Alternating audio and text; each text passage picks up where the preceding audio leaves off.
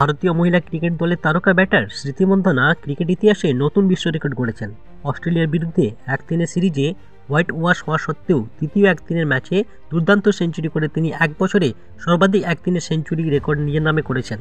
এই রেকর্ড ভেঙে তিনি পেছনে ফেলেছেন অস্ট্রেলিয়ার বেলিন্ডা ক্লার্ক, ম্যাক ল্যানিং, নিউজিল্যান্ডের সোফি ডিভাইন, অ্যামি স্যাটারথোয়েড, দক্ষিণ আফ্রিকার লরা উলভার্ট এবং পাকিস্তানের সিদ্রা আমিনকে। চলতি 2024 সালে এটি স্মৃতির চতুর্থ ওয়ানডে সেঞ্চুরি।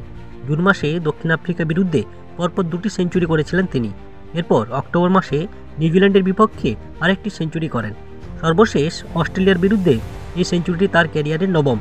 মাত্র 91টি ইনিংসে 9টি সেঞ্চুরি করে তিনি ভারতের হয়ে সেঞ্চুরি দখল করেছেন, যা আগে মিতালি রাজের দখলে ছিল 7টি।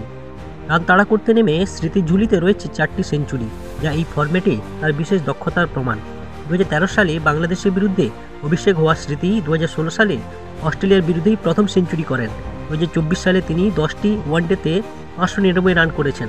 স্মৃতির এমন ধারাবাহিক পারফরম্যান্স ভারতীয় মহিলা ক্রিকেটকে নতুন উচ্চতায় নিয়ে যাচ্ছে।